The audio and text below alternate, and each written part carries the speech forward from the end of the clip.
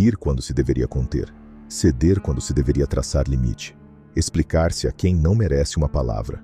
Esse é o efeito colateral da castração silenciosa do homem moderno. Maquiavel viu isso emergir diante dos próprios olhos.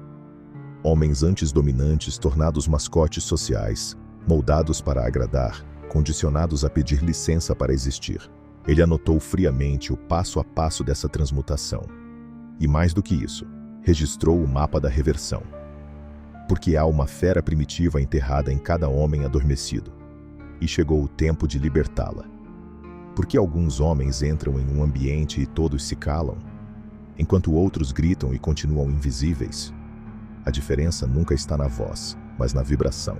Uma frequência imperceptível separa dominantes silenciosos de figurantes barulhentos. Em 1503, o filósofo viu isso com clareza cirúrgica. Durante um encontro com César Borgia, 2 homens de prestígio igual entraram juntos. Mas apenas um fez o duque levantar os olhos. O primeiro desfilava teatralidade ensaiada, feito dançarino social. Gestos polidos, sorrisos treinados, cada palavra pesava como moeda pela própria validade. O segundo ocupava o ambiente como se fosse seu território ancestral. Não mendigava aprovação, não temia o silêncio. Sua energia era a de quem não pede licença, apenas está. Naquele momento, o pensador descobriu uma anatomia invisível do poder, uma divisão oculta entre os homens. De um lado, os domesticados que trocam sua essência por palmas. Do outro, os que conservam o instinto de imposição sem pedir desculpas.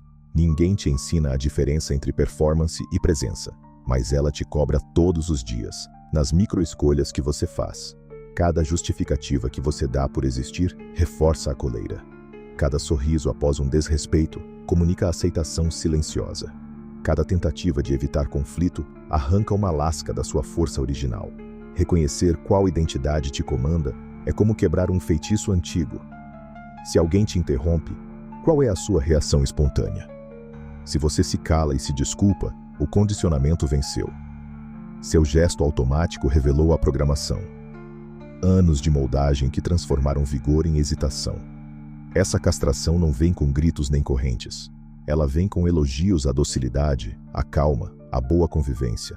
Te ensinaram que desacordo é defeito, que dizer não destrói laços, que manter a paz é mais nobre do que preservar o próprio eixo.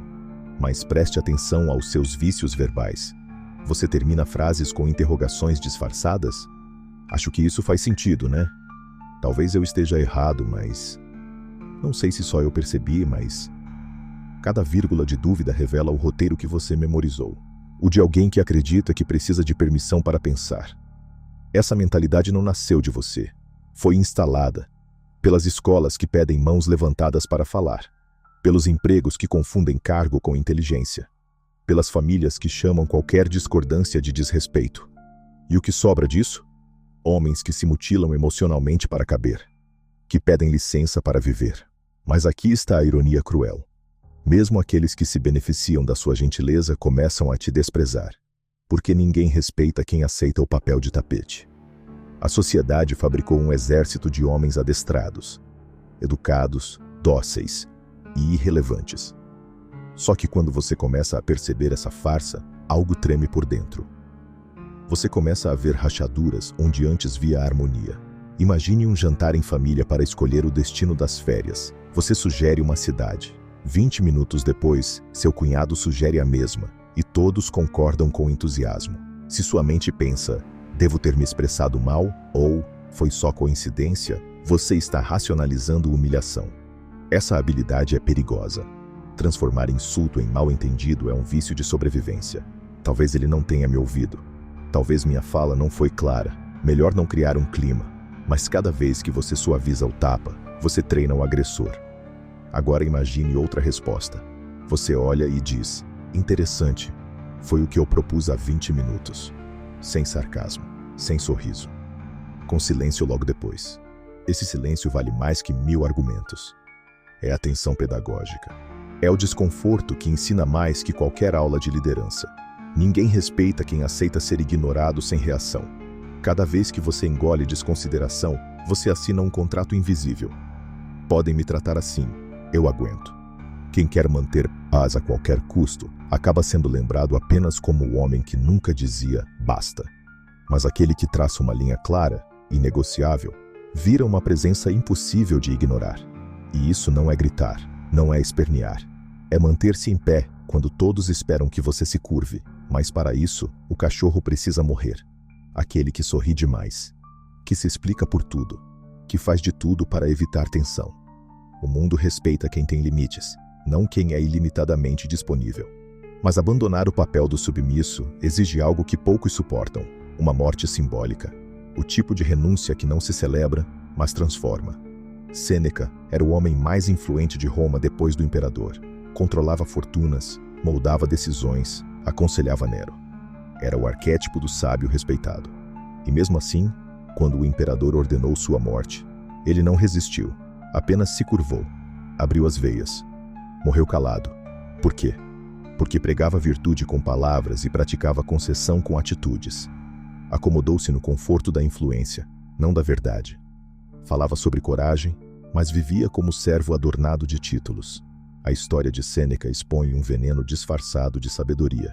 Ele confundiu prudência com submissão, filosofia com conveniência, resistência com obediência estética. Quando chegou o teste final, sua eloquência não o protegeu, porque nunca foi autoridade de fato, apenas uma peça bem posicionada. O autor de O Príncipe enxergava isso com lente clínica. Estudava esses homens adornados de virtude que colapsavam no impacto do real. Ele entendeu que reputações baseadas em moralidade desabam sob pressão bruta. Sêneca fracassou porque acreditava que prestígio intelectual substituía o peso da dominação. Mas quando Nero não precisou mais de sua eloquência, simplesmente o descartou. Compare com Cícero, outro intelectual romano, mas de vértebra distinta. Quando Marco Antônio ameaçou a República, Cícero não se escondeu atrás de retórica neutra. Atacou, escreveu, expôs. Lançou as Filípicas como lanças verbais contra o tirano. Morreu por isso, mas morreu como líder, não como ornamento palaciano. A lição é brutal. Quem evita confronto com o poder não é sábio, é covarde com diploma. Sêneca tinha tudo para resistir: riqueza, contatos, prestígio, mas preferiu morrer com dignidade a se posicionar com firmeza. E essa escolha revela mais do que 1000 páginas de filosofia. Mostra que era mais fácil para ele sangrar em silêncio do que perder o papel de servo educado. Essa é a doença de muitos hoje. Confundem evitação com maturidade. Chamam fuga de coragem emocional, mas não enxergam que estão apenas racionalizando medo com verniz de virtude. O pensador florentino diagnosticava isso como sintoma terminal da domesticação. Quando alguém prefere desaparecer a contrariar, foi psicologicamente desfeito. Coragem real não é morrer pelos seus valores, é viver por eles e lutar enquanto respira. E agora, chegamos à ferida mais sensível. Como reverter décadas de submissão educada, condicionada, polida? Começa com a extinção da necessidade de permissão externa. A morte do homem domesticado não é dramática. Ela acontece discretamente nas margens do cotidiano, nas pequenas decisões onde você deixa de ser espectador da própria vida. Primeiro passo: pare de pedir desculpas por ter opinião. Troque o tom servil por clareza firme. Desculpa discordar, mas... vira. Enxergo isso de forma diferente, sem ajoelhar-se verbalmente antes de pensar. Segundo, elimine explicações desnecessárias. Recusar um convite não exige justificativa pública. Não poderei ir é sentença completa. Sua agenda não é auditável. Terceiro, resista à armadilha emocional da crítica. Nem toda reação precisa de contra-argumento imediato. Analise. Se houver substância, aprenda. Se for apenas veneno, descarte sem cerimônia. Durante seu exílio, o autor viveu esse processo. Despiu-se do diplomata e vestiu o analista cru. Passou a escrever verdades incômodas. Não para agradar, mas para registrar o que via de forma nua. O Príncipe não foi uma súplica por retorno ao cargo. Foi uma carta ao futuro, impregnada de realismo brutal. Quarta medida: crie limites não negociáveis. Se alguém atravessa os seus, você avisa uma vez. A segunda vem com consequência, não com debate. Essa nova versão sua não será celebrada. Será atacada por quem se beneficiava do seu silêncio. Vão dizer: você mudou. Está diferente. Todo mundo está achando estranho. Perfeito. Isso é confirmação. Transformações reais incomodam quem lucrou com sua versão antiga. Quinta extração. Pare de sorrir para atenuar tensões. Seu rosto não é ferramenta de relações públicas emocionais. Sexto passo. Mude seu ritmo. Pessoas inseguras falam rápido para não serem cortadas. Pessoas centradas falam no tempo que escolhem, porque sabem que têm algo a dizer e que serão ouvidas. Eliminar o homem condicionado é o começo. Mas despertar o predador exige outra qualidade. O lobo não late. Não precisa provar nada, mas todos sabem que ele está ali. César Borgia nunca precisou erguer a voz em uma reunião. Nunca socou a mesa. Nunca ameaçou verbalmente ninguém. Ainda assim, homens experientes suavam diante dele. O pensador presenciou isso com atenção hipnótica. Como um homem projeta tanto poder sem demonstrar? A resposta está numa diferença sutil, mas definitiva. Agressividade é o latido desesperado do cão amarrado. Assertividade é o silêncio letal do predador solto. O cão agitado rosna, mostra os dentes, late alto. Precisa convencer os outros de que representa perigo. O lobo apenas caminha. Não exige respeito. Emana respeito. Borgia falava com voz baixa. Seus olhos não vacilavam. Quando era confrontado, não reagia com drama. Apenas pausava, observava e seguia. Esse silêncio, essa pausa, era sua linguagem mais eloquente. O pensador registrou. Ele impunha a presença sem recorrer à força. Essa é a lição que o lobo compreende e o cão desconhece. A influência real não está no que você diz, está no que você retém. Gritar é confissão de perda de controle. Ameaçar é sinal de insegurança. Tentar provar valor é admitir dúvida interna. O lobo vibra em outra frequência. Ele impõe limites com o olhar. Afirma posição com o silêncio. Nunca precisa dizer, você sabe com quem está falando? Porque todos já sabem. Sua presença precede a reputação. Sua postura define o território. E sua ausência de reações dramáticas assusta mais que gritos ensaiados. Essa é a diferença entre intimidação forçada e autoridade visceral. Quem precisa anunciar que é líder, não é. Quem exige respeito, clama por ele porque não o tem. A transformação do homem domesticado para o homem-lobo não se dá com gritos ou frases de efeito. Ela começa com o silêncio, a quietude do que não precisa se provar. Sua presença muda quando você abandona a necessidade de aplausos. Seu corpo fala diferente quando você aceita o desconforto de não agradar. Sua fala ganha peso quando deixa de carregar explicações. Mas como reacender uma força que foi soterrada por anos de obediência? O lobo não justifica seus passos, ele anda, e os outros interpretam. Em 1513, isolado, empobrecido, desacreditado, o autor tomou uma decisão impensável.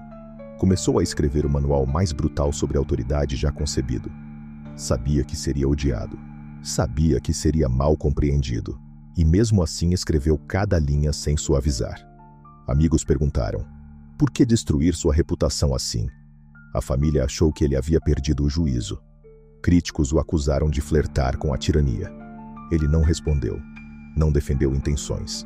Não emitiu nota de esclarecimento. Apenas escreveu. E deixou que o mundo se virasse com o que ele entregou. Isso é a essência da comunicação lobesca. Falar sem precisar que te entendam. O cão domesticado explica, reformula, contextualiza. Deixa eu tentar me expressar melhor. O lobo comunica e continua, sem retornar, sem justificar. Quando confrontado sobre as ideias cruas de O Príncipe, ele não disse, não estou promovendo essas práticas, só relatando. Ele disse, as pessoas julgam com os olhos, não com as mãos. Todos podem ver, poucos podem sentir. Fim. Sem nota de rodapé. Sem parágrafo conciliador. Essa diferença de postura revela o núcleo de cada identidade. O cão teme ser mal interpretado porque precisa da aceitação. O lobo aceita ser mal interpretado porque não negocia a essência. O cão preenche vazios com palavras. O lobo preenche o ambiente com presença. O cão fala para se proteger do silêncio. O lobo usa o silêncio como arma. O autor aplicava isso com precisão. Quando pressionado em diálogos para recuar de suas ideias, ele apenas repetia, sem reformular. Quando puxado para discussões sem saída, simplesmente encerrava. Técnica prática. Quando alguém questionar sua decisão, resista à vontade de elaborar. Se perguntarem por que escolheu A em vez de B, responda: escolhi A. Se insistirem, diga: analisei as opções. Esta me pareceu melhor. Ponto. Você não deve narrativa a ninguém. Detalhar justificativas é um luxo. Você oferece isso apenas a quem realmente merece sua energia. Mas até o lobo carrega uma sombra que deve ser vigiada. Porque o lobo não quer ser querido, quer ser respeitado. E é aí que mora sua força mais primitiva. Posso seguir? Você disse: sim. Francesco Sforza passou 15 anos sendo odiado por metade de Milão. Chegou ao poder após lutar contra a própria cidade. Foi chamado de traidor, usurpador, oportunista. Mas em vez de mendigar aceitação, fez outra escolha. Focou em ser eficaz. Fortificou rotas comerciais. Protegeu a cidade de invasões. Estabilizou a justiça. Elevou Milão ao auge da prosperidade. E nunca tentou conquistar o amor dos que o desprezavam. Preferiu ser necessário a ser amado. O autor estudou seu governo com atenção cirúrgica e extraiu uma conclusão perigosa, porém libertadora. A necessidade de aprovação é o veneno da autoridade. Líderes que querem ser amados hesitam. Evitar conflitos se torna prioridade. Preservar o afeto alheio vira política interna. E o resultado é a estagnação, seguida de queda. Quando você quer evitar ser rejeitado, você aceita ser irrelevante. Porque liderança exige decisões impopulares. Exige limites duros. Exige ser mal interpretado e seguir mesmo assim. Sforza entendeu. Você pode ser respeitado sem ser amado, mas não pode ser amado sem abrir mão do respeito. Amor exige conexão.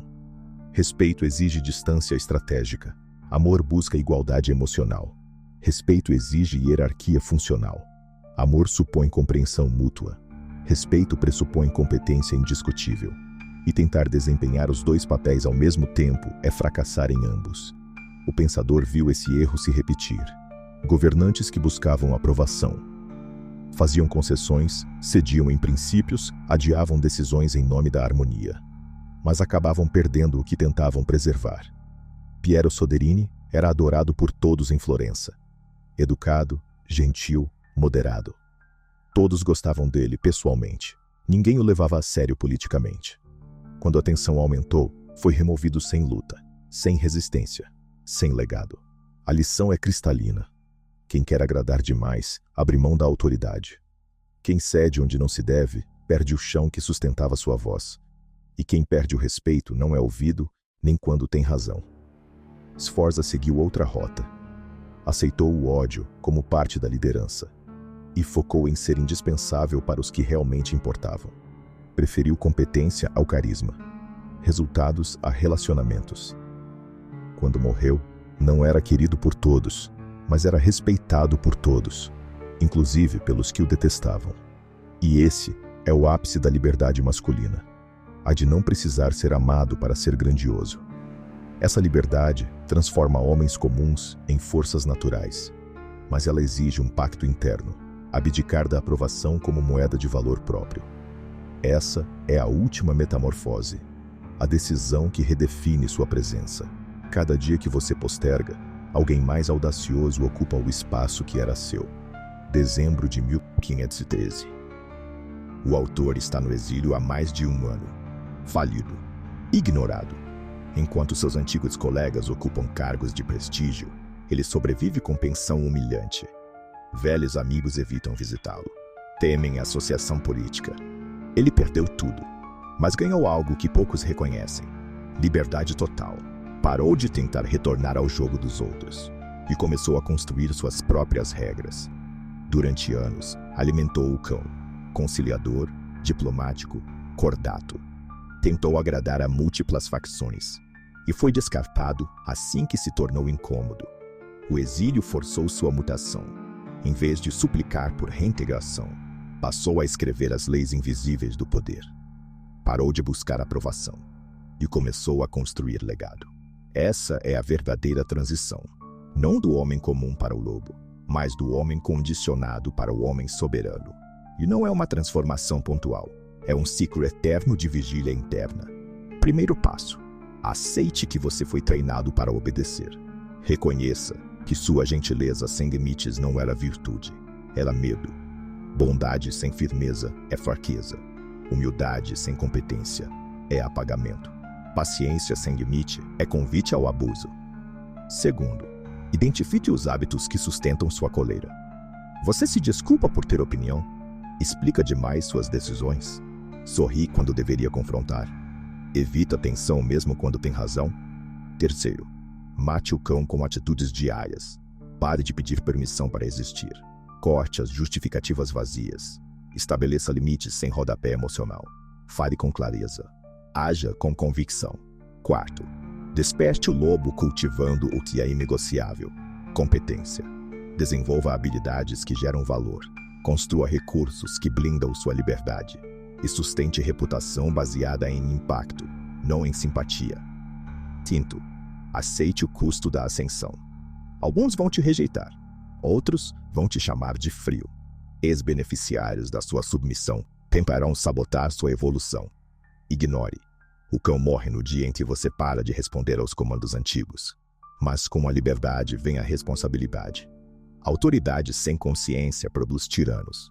E o autor sabia disso. Por isso repetia: o lobo precisa ser lúcido, não impulsivo. Preciso, não cruel. Justo, não arbitrário. Use sua força para proteger o que importa, não para dominar. Use sua assertividade para construir valor, não para esmagar. Use sua influência para erguer legado, não para massagear o ego. O homem exilado escreveu um livro que atravessaria séculos. Transformou rejeição em eternidade intelectual. E você pode fazer o mesmo. Transmutar sua submissão em respeito, sua vergonha em estratégia, sua obediência em presença inquestionável. Mas essa escolha tem prazo. Enquanto você hesita, outros já se posicionam. Aqueles que escolheram o lobo já estão ocupando as cadeias. Mas transformar percepção em domínio exige mais que reflexões. Exige método. Exige estrutura. Exige armas mentais que poucos dominam. Clique no vídeo que está na tela agora e descubra